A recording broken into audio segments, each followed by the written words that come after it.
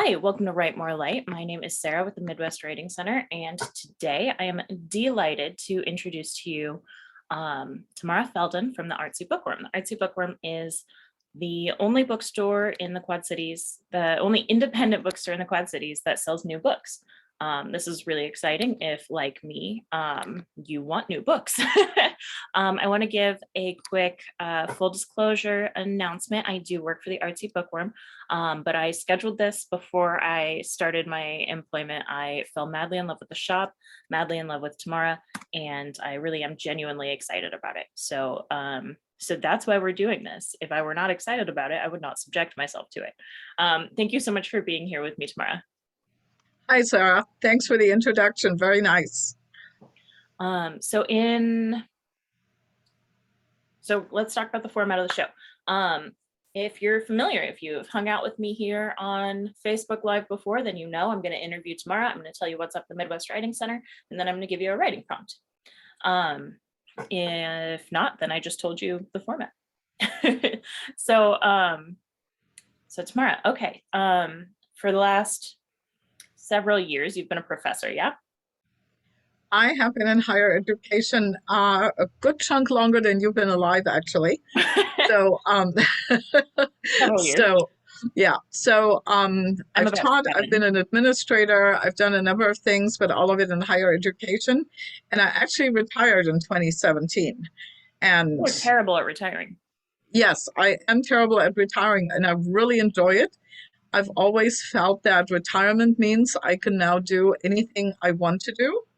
And the first thing I started doing was teach again here in Rock Island, well, both in the ESL program at Blackhawk and at Augustana in the honors program.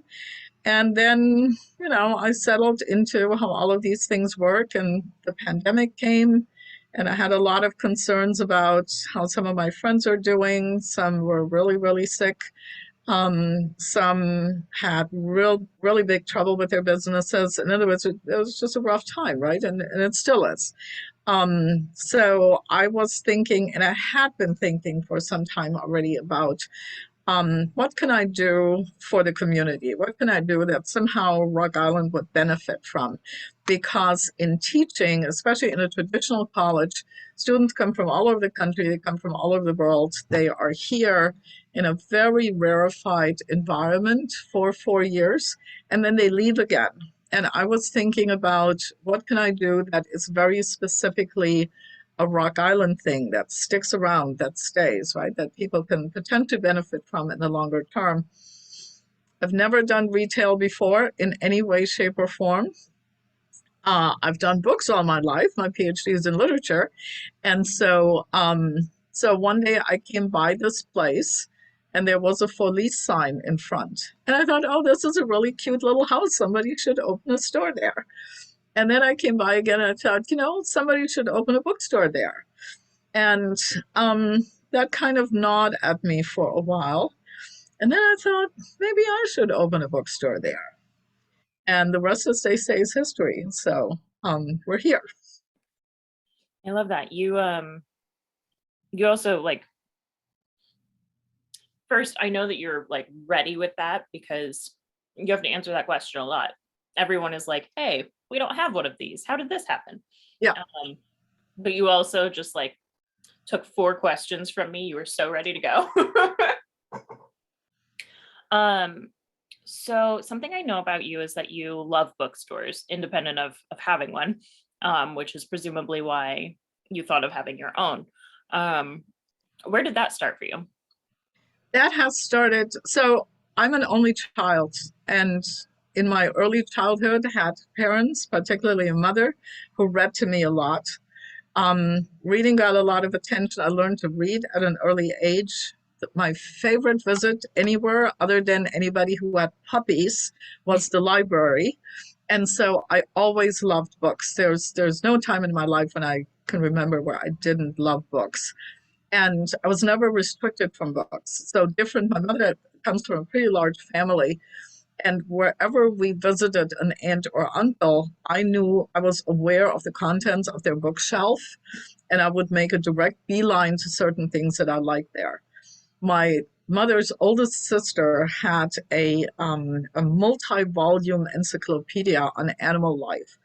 I'm pretty sure I've spent time in her living room on my belly as a young kid reading that entire thing, one visit at a time, right? So books were always there.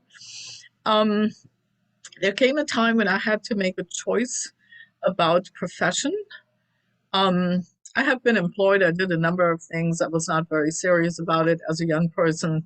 The job market in Europe was great. If I didn't like a job one day, I quit and I had another job a couple of days later. So it was really, I was not very serious about it. But then when I really started to build a career and when I built my education, I had to make a choice what I wanted to study. And I had taken all the preparatory education for veterinary medicine, which is something that I would have enjoyed greatly, I'm sure.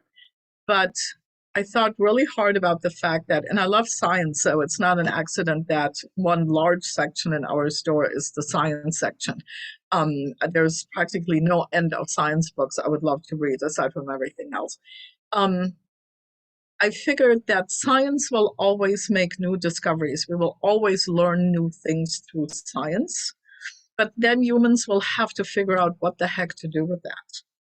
So when you think about such things as artificial intelligence or cognitive ability of beings that are not human, I mean, there are just huge concepts out there, right? And we have to try and figure out how do we think about that? Or how do we imagine things like that playing out?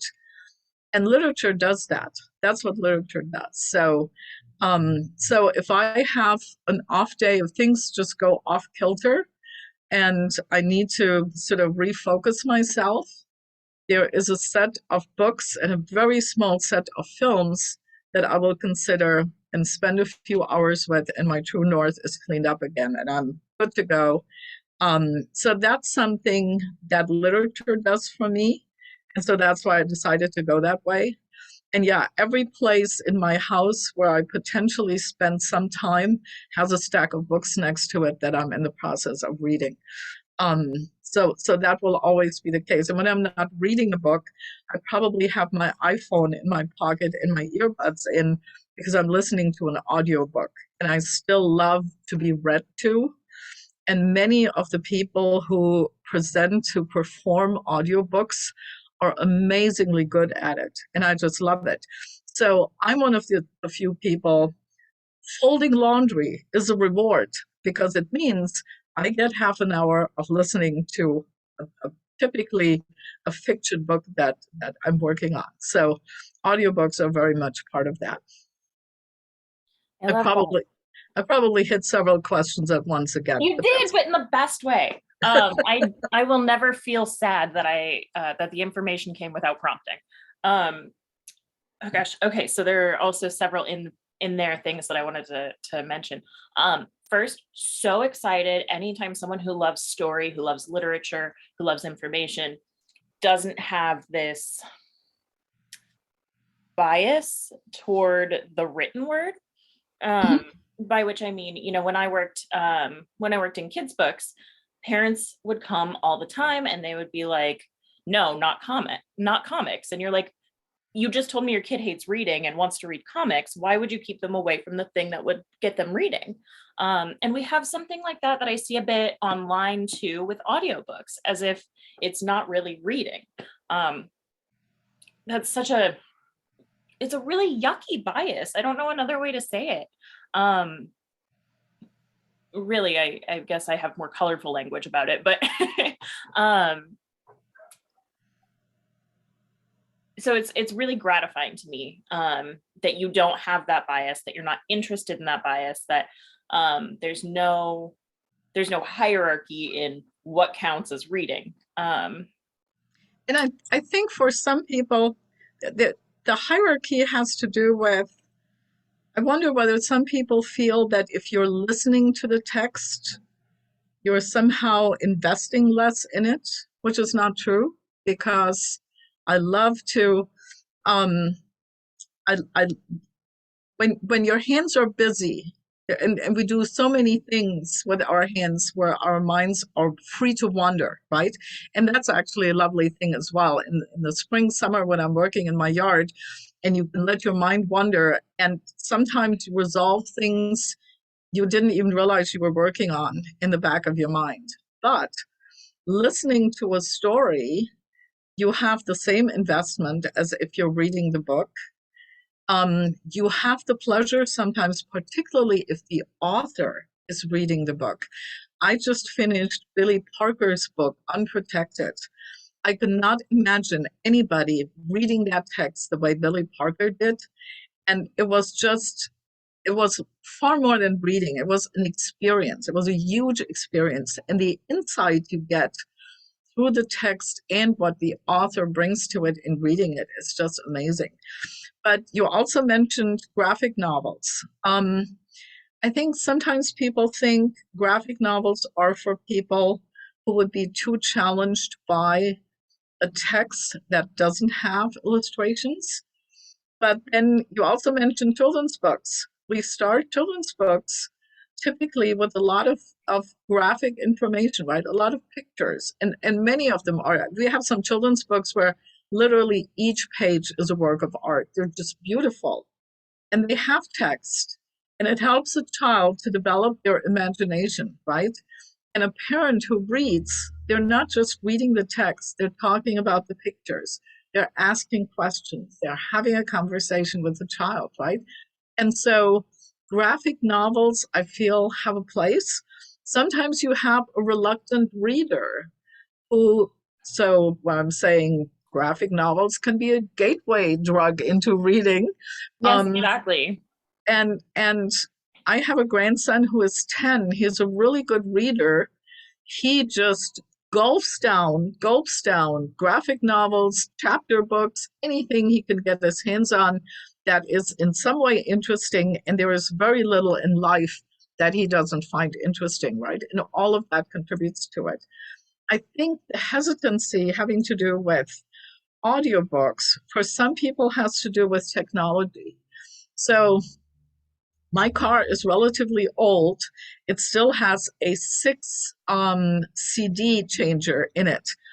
So if I go on a road trip and I want to listen in my car with the stereo and everything I have there, I can put the first 6 CDs of a physical CD audiobook into it.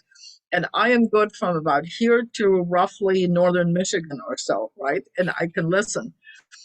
I can really I can focus on what I'm listening to, but I'm also a very safe driver. Some people get so drawn into the story that they forget driving. I talked to a friend some years ago. I had recommended a particular audiobook, and she was listening to it. And when I saw her next, I said, "How did it go? How did you like it?" And she said, "I started the first CD and I had to immediately stop it." And I said, "Why?" She said, "I had it in the car and people were honking. And I realized I was at a red light that had long turned green because I was so drawn into the story." And I'm going, "Yeah, well, then maybe audiobooks are not ideal for you while you're in traffic." And I don't do it in city traffic either. I take audiobooks on road trips. But some people just sit down and listen and then fall asleep. And then an hour later, wake up and have no idea where they left off, right? So it takes a little bit of getting used to how to manage this. How does it work best for you and your lifestyle? What I also like, they're immediately available. If I decide now that I want to read a particular book, I can go to Libro FM, I can purchase the thing. 2 minutes later, it's in my iPhone. I can put my earbud in and I can start to listen, right? So it's also the kind of thing where you have an impulse to get your hands on a certain book really quickly. That is one way to do it. Yeah, yeah. And on with graphic novels in particular, this is like a really sore spot for me. Because parents, I think it's because of like the way that everyone until now has been raised. We forget that words are a visual medium when they're on paper, and that when we're children, we process visually before we get a verbal understanding. I just wanted to backtrack on that because it's a stuck in my craw. Uh, um, and I put the link to the Artsy Bookworms Libro FM in the chat or the comments on the video. So if you wanted to use a digital audiobook on your phone or your computer or whatever, and you also wanted to support the Artsy Bookworm, that's the link for it. So I'm trying to rewind in my brain. You talked about your interest in science and how that informs what you keep in your collection at the Worm. And I'm someone who grew up with story as escapism. As a kid, I read a lot of fantasy. It's funny, I have not read any fantasy since I was a kid, with the exception of like children's books that I read as an adult. Like I'm really into Rick Riordan and the Rick Riordan Presents umbrella, but those are still for middle grade. So it took me until, I gotta say, probably 2020 before I started really reading nonfiction. Do you have any thoughts on how that overlaps, or what do you think that divide is about for some people? Some people seem to have a hard preference one way or the other. But well, I'm not going to tell you what I think. I want to know what you think. Well, and I'm going to come back very briefly to the graphic thing. Years ago, 20, 25 years ago, somebody published two, what we would now call a graphic novel or a graphic story called Mouse and Mouse 2. And these two are the history of the Holocaust. I have a really sweet signed note from Art Spiegleman I was going to grab, but it's over there. Yeah. So people were really upset that somebody would take the Holocaust and put it in that format. And the author said, look, whatever format gets people to grasp what happened and to pay attention and to work through it should be acceptable. And I completely agree with that. There is no such thing in my mind that says, here are the topics that have to be in text. Here are the topics that have to be in something else or can be in something else. To me, they're all equal. How do you reach the reader? And we know that readers make meaning of what they read, whether it has images involved in it or strictly text. In other words, the reader ultimately, based on what they already understand, what they know, how things come together for them, the reader makes meaning of this.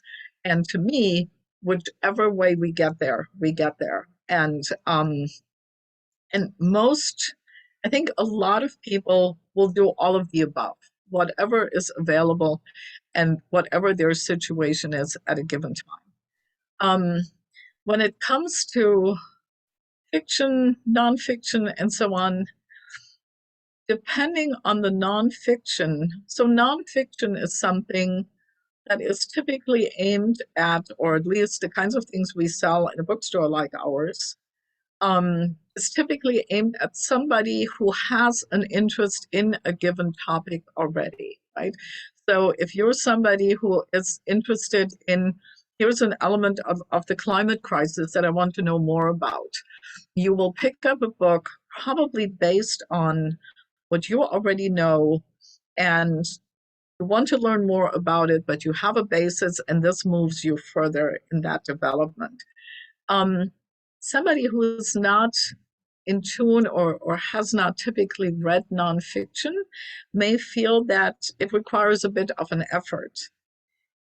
Interest, ultimately, intellectual curiosity is the thing at play, right? I mean, there is very little that I can think of that I would not be interested in knowing more about. Every now and then I'll encounter a writer where I'm going, the subject looks very interesting, but this is really, really, really badly written. And I have no compunction putting that book away, and I will not carry it in my store if I can help it.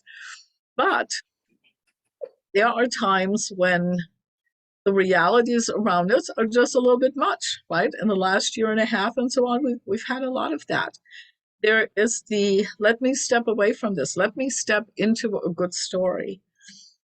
To me, a lot of my childhood and adult development had to do with the literature I read, but also with some nonfiction, typically by journalists with a good basis in what they were writing about, who give us factual information, but who also have the ability to package it into a story in a way that really brings it alive.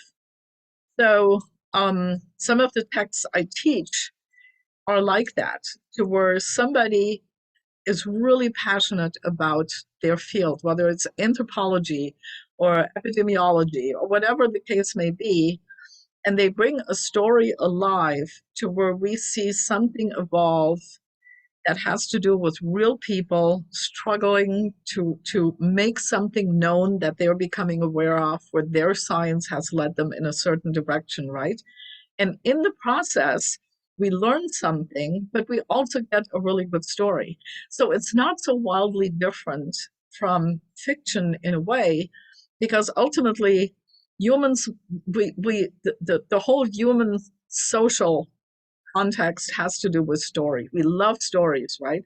We love stories, and typically they're stories about a character, whether that's a human character or a non-human character, right? So some books that are nonfiction can take you way out there, and some books that are fiction can plonk you right into current reality, and vice versa, right? So it depends a little on what your purpose is in reading. Are there some subjects that just bore you? Well, then those are probably not the ones to pick a nonfiction book about. On the other hand, just find something. So one of the things we have in the store, as you know, we have something called a blind date book. And we're saying no big decision to make. You don't have to dress up. No choices between the steak and the salad. None of these things. It is wrapped in newspaper print.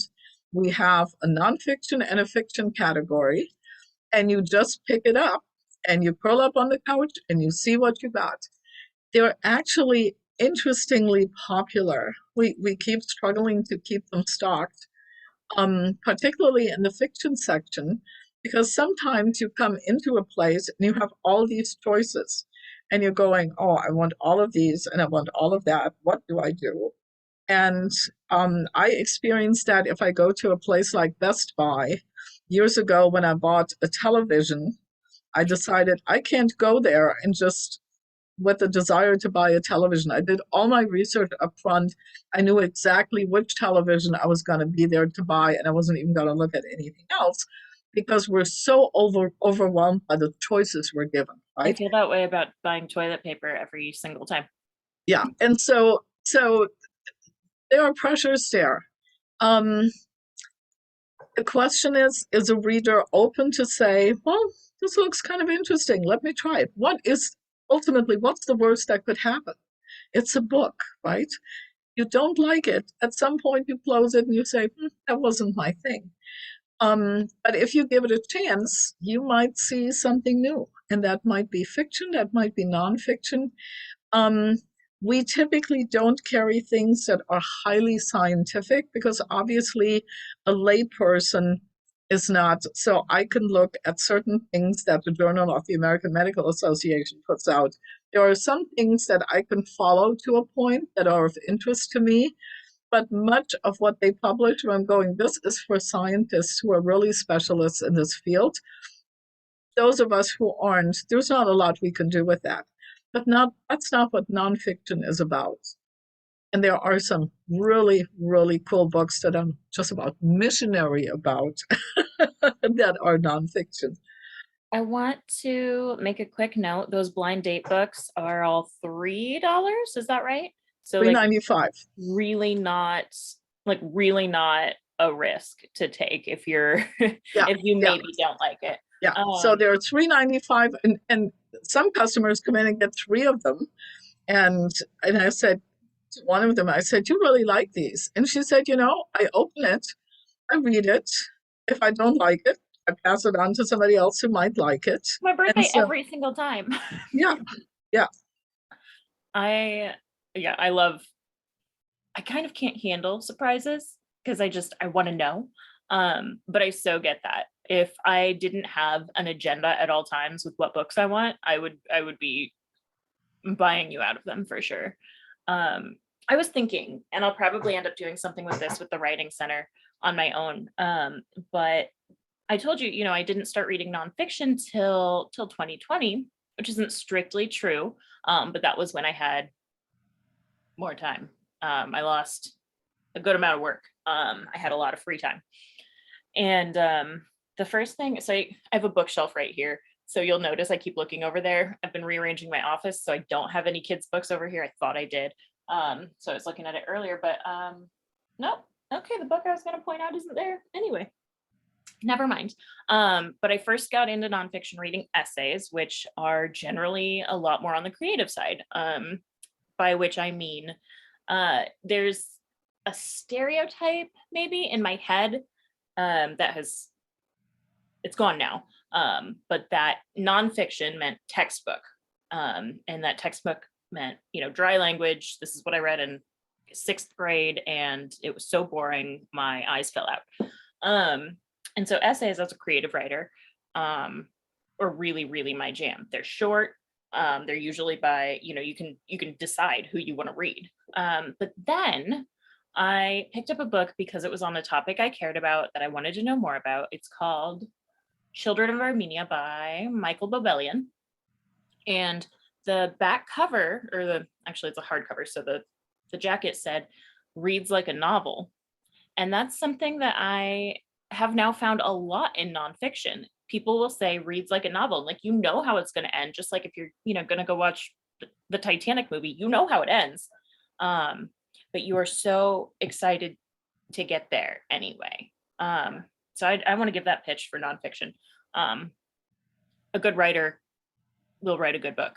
So, and that's the thing, nonfiction that is written for an interested, educated layperson, lay reader, typically some of the books are just page turners. And you don't necessarily know what's coming, but there's a story developing. There are humans involved. They are doing things, whether it's research, whether it's battling the established conception of what this particular science should be like, or this particular problem. And so one of the most fascinating books that I have on my bookshelf at home is called The Ghost Map. And it is a story of a physician named John Snow, who was the one who figured out in the 1850s in London how cholera is transmitted, because the scientific medical understanding about cholera transmission at the time, as we now know, was completely wrong. And he was in a neighborhood where people were dying all over the place. And he just could not figure out how to get a handle on this. So he finally decided that he needed data.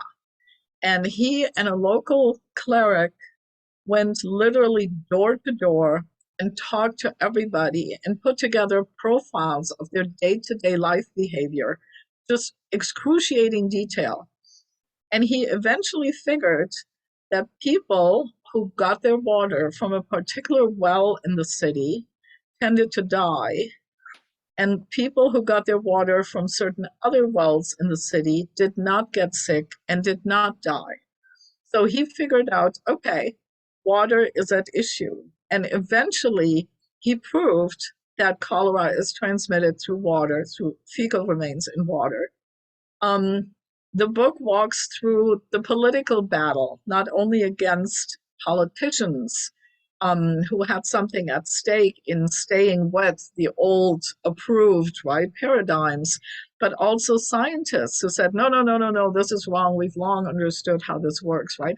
It's a fantastic read. It's completely nonfiction. You learn amazing things about 1850s London, how so many things in life worked, how so many things worked for people who got very sick. So it's a fascinating read, and it's totally nonfiction, and the good nonfiction books are like that. And so there are some nonfiction books that I've done all-nighters because I could not put them down. Yeah, yeah, totally. I feel that. I wrote down and I put in the comments ghost map. Um, and it's yeah, I mean, we know, like I go into this reading this cholera book and I'm like, I know how cholera is transmitted. Um, but yeah, I'm sure the process is exciting and a good writer will put you there with the characters. And a lot of nonfiction books are like a really well written mystery. um, they have a real thriller effect to them, to where you want it, one thing happens and the next thing happens. So when if you're somebody who enjoys certain detective shows and so on, where you see something gradually unravel, you're right next door to Agatha Christie. I yeah, that's actually um true crime is a super hot genre that I've never engaged with. It's on my list. Anyone who has ever heard me talk about reading knows that I want to read new genres. I want to put my money where my mouth is, and I'm just like very afraid of knowing that crime is real. I guess violent crime. So on to my next question. So you, I mean, I've been in the store. I feel like I can navigate it pretty well. Um, but there are certain things that you don't carry and certain things that you do carry. Can you tell me how you make that decision? Mhm. Space is one issue. So there is a formula. We have approximately 650 square feet of sales space, which is tiny, which is really tiny. So you have to make choices. So I wanted certain categories of books in my store. If you're a person who wants to learn more about African American history, culture, and some fiction, this is a store where you're going to find really good stuff. And I was aiming for that. I wanted a selection of books on Native American history and culture. So there's a section. Obviously, and I mentioned science. Science is a big deal for me. Um, there is so much interesting reading one can do in science, and I feel it's one of the things that people tend to shy away from, right? Um, some kids in school were really excited about science, and maybe they sustained that through high school and into college, maybe not. A lot of lay readers are a little hesitant to go there. So, to offer really good books that are very accessible reads, but that also have to do with science, is something that I'm passionate about. Um, I definitely wanted to have a section on neurodiversity, because autism, people who are on the spectrum, right? We're now familiar with terms like Asperger's syndrome, autism. We're familiar with concepts of dementia and so on. But where do you find a book that says to a teenager, okay, you're a teenager who has autism. Here are some ways in which you can manage your friendship relationships during your teenage years, right? Who has some practical advice? Or perhaps for parents who are raising children who are neurodiverse, right? These are the kinds of things. So the big box stores will have the most recent sort of hot sellers. And when you want to go a little bit deeper into the things that you want to use in a real life setting, they will offer you to order it online, but then you pretty much have to know already what you want. I've always felt I want people to come into the store and find things that they didn't even realize they were looking for, right? That they can browse a shelf and say, wow, this would be really cool. Let me take a look at this. And we encourage people to open a book, to read a little bit. We always say, touch the merchandise.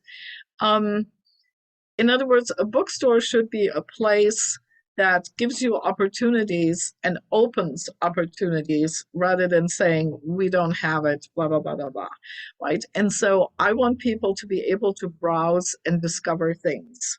I also wanted a women's studies, men's studies, gender studies, LGBTQ section. And obviously, fiction and literature is a big piece of all of this. We have a history section that's not terribly big, that has some interesting stuff. There's some interesting biography, memoir, and then pretty soon the shelves are full. And so the kinds of things that people would readily find at one of the big box stores, I'm not going to carry because I'm not here to compete against Barnes and Noble. I'm here to offer something that people are not finding elsewhere. And that is true of the non-book merchandise as well. I want to add about, I mean, specifically, I thought of this when you said neurodivergence. There's, especially for teens, but like I'm someone who was diagnosed with ADHD at 27 or 28. And that was a mind-blowing experience. I had no idea. And you have zines. I know I've picked up a few recently. You've got a zine that's called something along the lines of Your Neurodivergent Friend. There's a whole series that is unf your blank about how to work with your own mental health to be, to feel better, to work with your life, and the cards that you were dealt. There's the word accessible you've used a few times, and for me that's like the number one thing I care about with literature, with writing, with reading, with getting information to people. And I think the fact that you do have these see, I'm really excited. I worry sometimes that people think that I'm like putting on this marketing face, but it's just, no, I'm just very excited. You've got a range from hyper accessible with these zines that are, I don't have any near me, like pamphlet sized, to full texts that still use, well, lay language, like you said, and being able to go, I'm curious, but this is overwhelming, to pick that up, to be like, okay, I'm ready for the next step, is really, really exciting. And that goes not just for neurodivergence, but lots of things, with the queer lit that you have, with I just keep thinking of things that fall under the queer umbrella. With DIY, gardening, homesteading, those are 3 DIY things as well. There's a huge range, and that's really exciting. What I was pointedly asking about, and you knew, and you got there, was I'm not going to walk in there and find Dean Koontz. And I find that too, as someone who's worked in multiple bookstores and multiple literary environments. Even if I walk into your store looking for Dean Koontz, and this is really probably true of most bookstores, I say most, there's an asterisk there. I say that to you. I say, I love Dean Koontz, and you're going to take me and you're going to introduce me to something that reads as quickly, reads as, makes my heart beat just as fast, but might be local, right? I am just getting excited. That wasn't a question.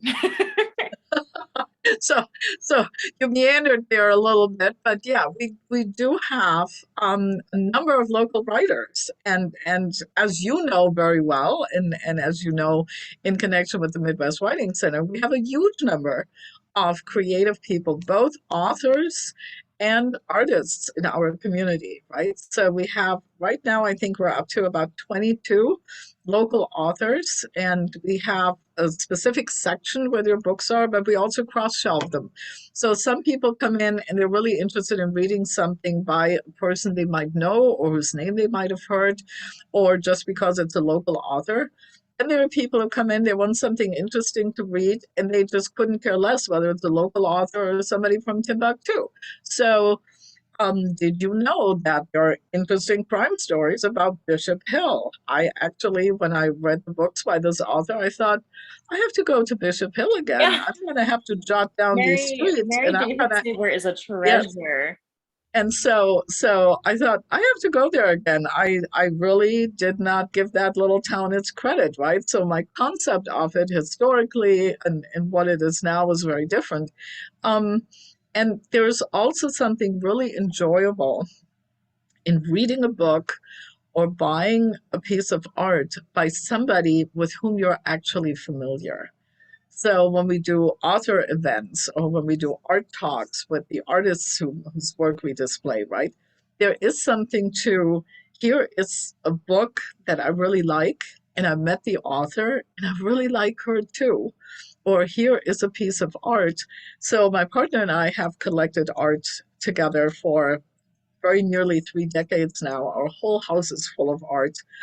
And and a lot of it is local, and we have some amazing talent in town.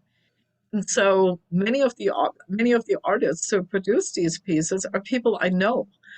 And when you have something, there's something beautiful and intriguing that you love having in your environment, but you also are aware that it's been made by a person whom you appreciate as a human being, as a person, and as an artist, that sort of expands what you get from that even more, right? And so, and when you meet the artists, you're saying, I can totally see that this person would have written this book, right? You see the connection, and you have the opportunity in events to converse with them, ask questions, hear what they have to say. And I think that's just something that's really cool too, because most people experience reading and art as a consumer sort of from a significant distance to whoever created this. And I think reducing that distance, there's a lot of fun in that too. Yes, yes, thank you so much. I was trying to prioritize what my last questions were going to be. Like I said, I prepare. Um, and art is so important. It's called the Artsy Bookworm. You have I mean, full is a weird word. You have proper gallery space in there. You feature artisans in addition to having these visual arts. I I used to have a bunch of art behind me, and I'm rearranging. So there's okay. Um, and most of those are local, yeah. The display gallery visual art pieces and the artisans. Yes, they're all local. I know too, you have, I say this like I did research on you, um, that you sell coffee and tea and yarn, and you you make sure that that's all ethically sourced, and you even have more more criteria than I probably know about. Do you want to talk about that a little bit, or I can move on to the next thing? Yeah. So the selection, how did all of that come together?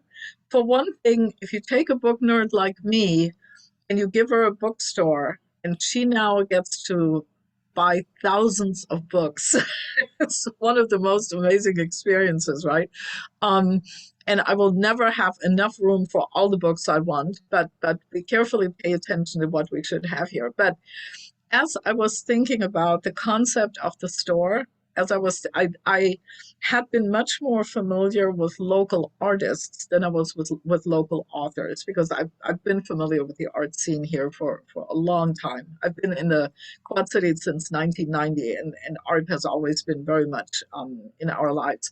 And so I knew that with Bucktown closing, with Mid Coast West, the Artery, I mean, a lot of venues for artists were lost. And I, the fact that the store is an old little house means we have all these nooks and crannies where you couldn't squeeze yet another bookshelf in. Also, I'm finding more spots where I can put bookshelves than I had anticipated. Um, but you can have art on the walls. And the intent is, on the one hand, to give artists an opportunity to show their art, and locals who come in, or anybody who comes in, to see the art that otherwise they probably would not have a chance to see, because we have the Figgy, which is a fantastic resource, and we have Quad City Arts, which is also a fantastic resource. But a lot of people who walk into our store don't think of themselves as art consumers, if I use that term. In other words, they might not go to Quad City Arts. They come in to perhaps find an inexpensive read for this weekend, and oh, here is all this art, and there is something to look at that they had not anticipated, right? We sell the art, We don't sell huge numbers of art pieces, but we do sell some.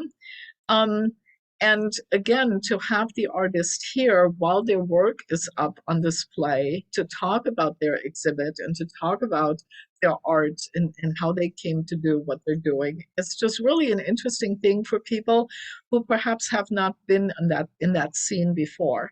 So, but then I knew about books and art, and then I thought, what are all the things that over the years I have wanted to find in the Quad Cities and couldn't? High quality yarn. I'm a knitter. If it gets to be fall and I don't have yarn, I get crabby. You can ask my kids from growing up. There would be a day when I'm going, I don't care if the house burns down, I'm going to buy yarn now. And so having a store where I can find those materials, but also materials that are cruelty free when it comes to wool and cotton and so on, that are organic, in other words, that are responsibly created, that is something that you don't really find elsewhere, right? And I, that is true of the other things we carry, that we say we're respectful to the makers, the ones who created this. We so we don't buy cheap stuff from mass production. So we're very selective. If we can find something that we want to carry from a Black owned business, a women owned business, or a Black women owned business, which some of our merchandise is, cool. We love to support that, right?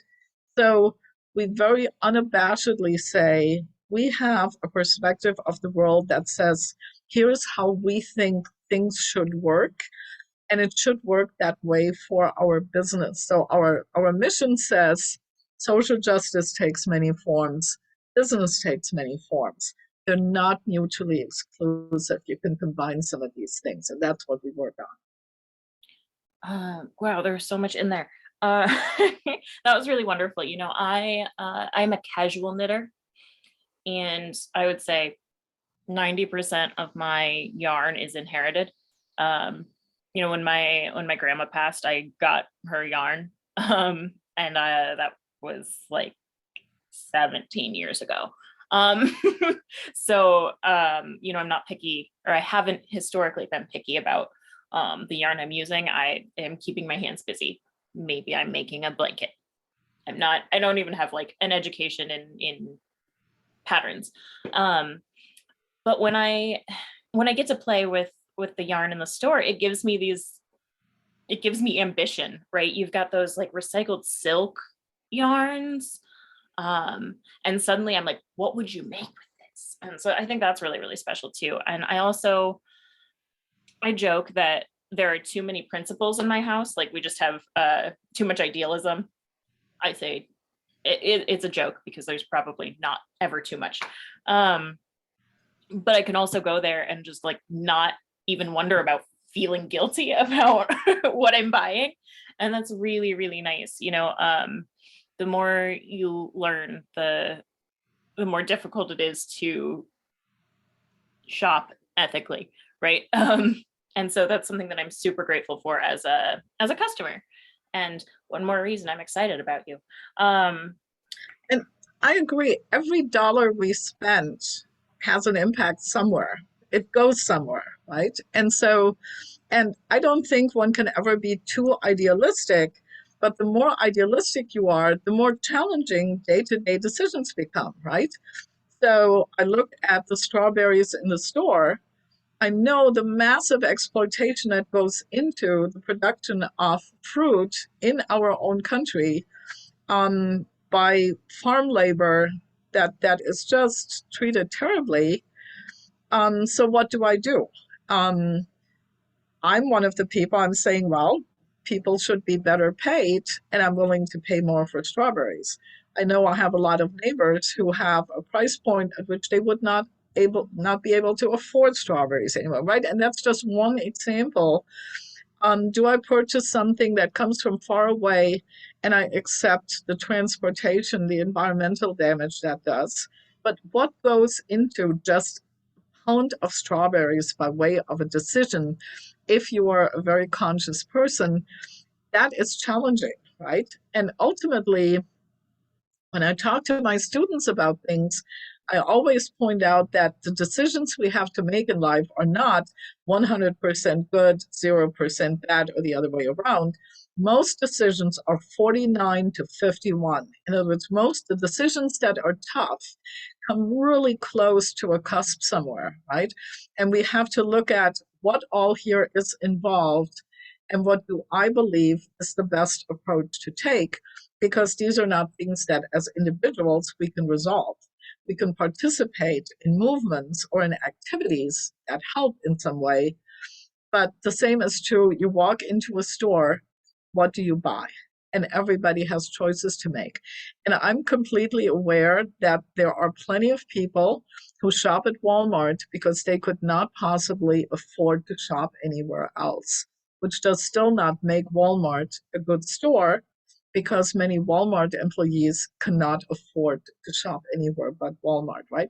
But I think being on the side of that awareness, carrying information, books, materials that help with that awareness, right? To say, here is something you can do.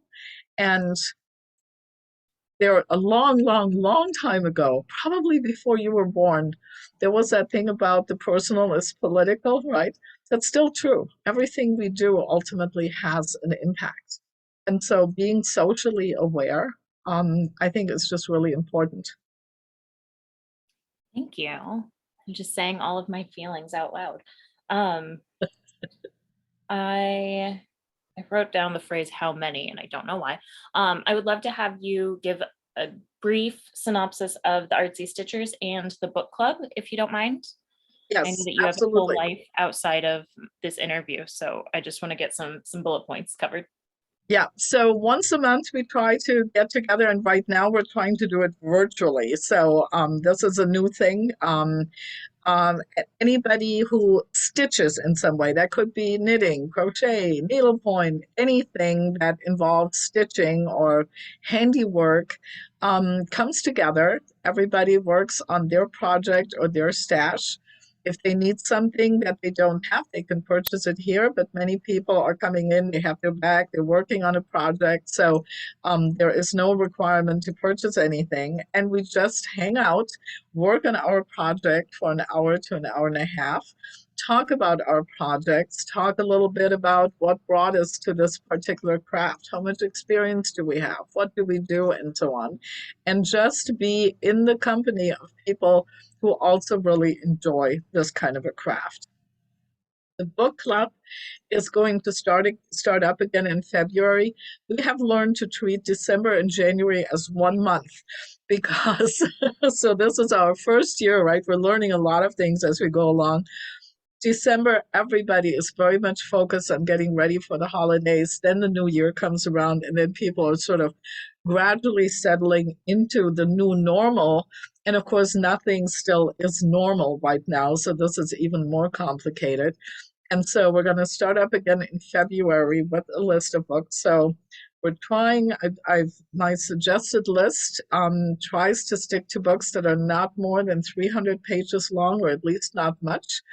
And we have a mix. So we put a survey out, and our readers were telling us some enjoy nonfiction, some enjoy fiction, some enjoy both, some have specific areas that they're interested in. So we're trying to touch on everything. And so um, having a community location where people with shared interests can come together. I'm thrilled to learn there are a number of book clubs active, and they're sort of, most of them are very informal. They're somehow established through interest of people.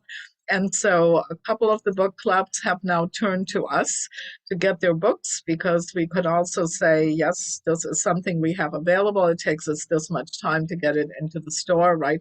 So they have an additional resource for getting the books they want. And we are looking to begin to develop some collaborations with a couple of local schools to see what kinds of things a small bookstore could do to help them in their ambitions and the kinds of things they hope to accomplish for their students. Beautiful. Thank you. Is there anything else you want to make sure you mention before we hang up? I through through the links to the website, the bookshop site, and the Libro FM in the chat.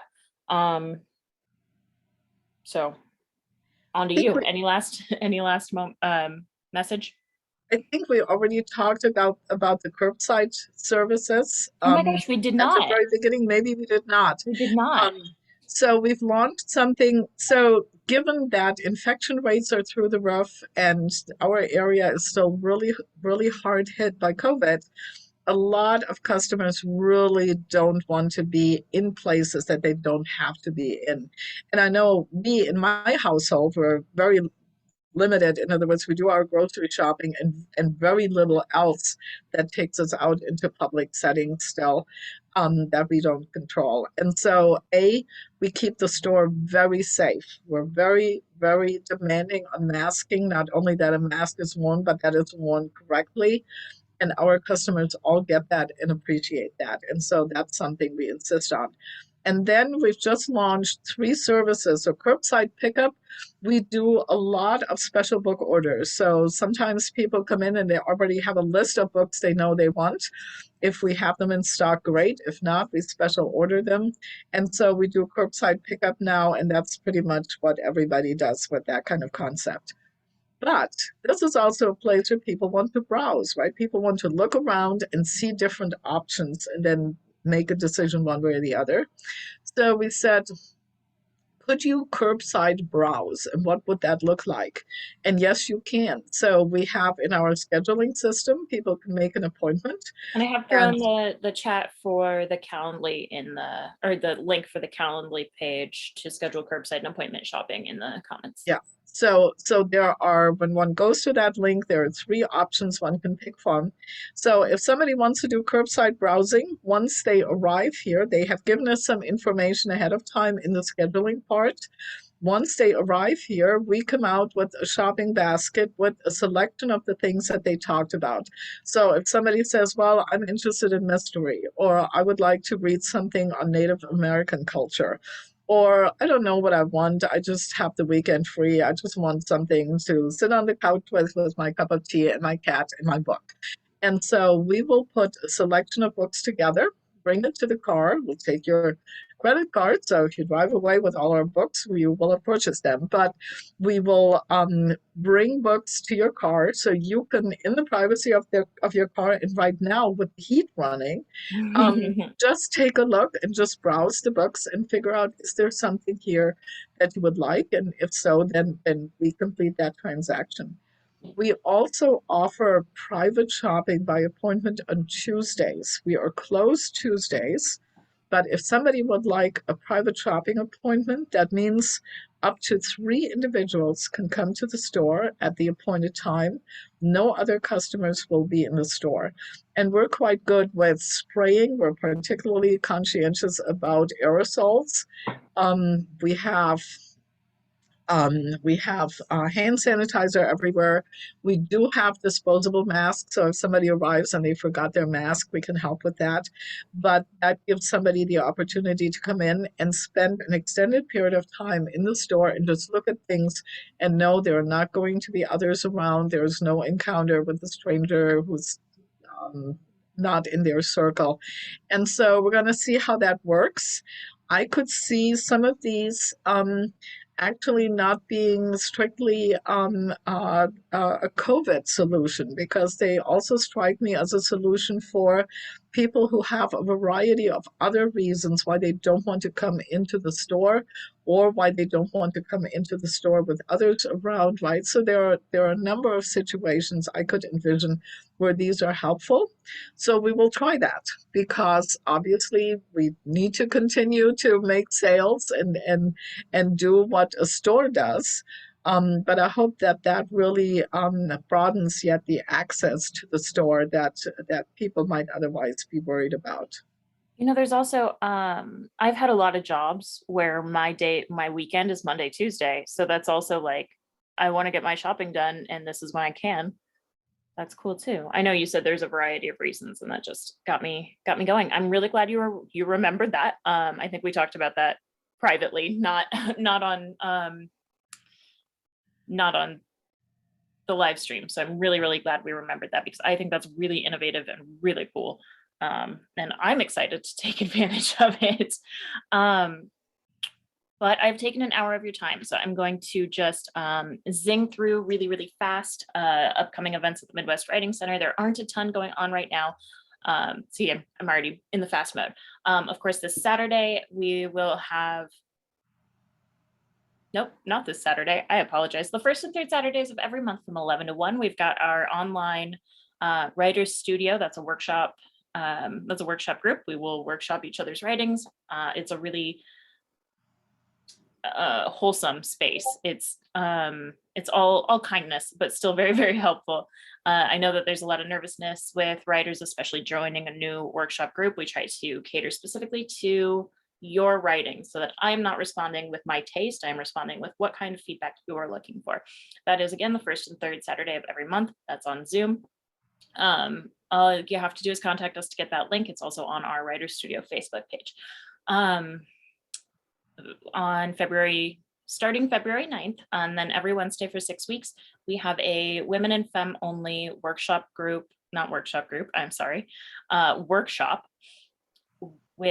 poet and musician and motivational speaker and teacher Tanea Winder, who's an amazingly talented, like multiple award-winning teacher and poet, author in general, who the workshop is called The Heart Work of Writing. So it's going to be generative, it's going to dig deep, and it's going to be a brave space. That's according to the description, which I really like. I think that is very different from the phrase safe space that we hear a lot.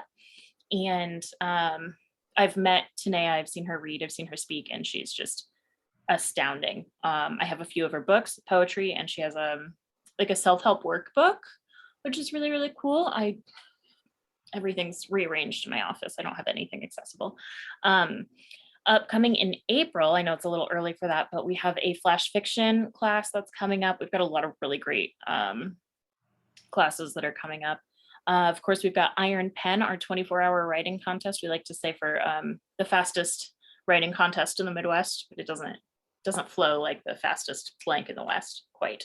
Of course, so that is $10 to enter. Everyone who enters wins or is entered in the chance to win free tuition to the Collins Writers Conference in June. You can choose poetry, fiction, or nonfiction at 5 p.m. on Friday. I think that'll be the 25th. I didn't have my calendar in front of me today. You get the prompt. Prompt goes live in your inbox, on our voicemail, on our website, and then you have to complete your piece of writing by 5 p.m. on Saturday. Then there's an award ceremony. Winners are invited to publish in our online literary magazine. It's awesome. I love it. I have participated in that contest before I worked here, and now I have judged it too, and I have nothing but nice things to say about it. Those are my highlights for now. I'm going to leave it at that. For a writing prompt today, I hope that you'll put 5 minutes on your personal timer and do some free writing, some journaling, maybe write a poem or a story about your ideal local spot. As always, please write more light into your life.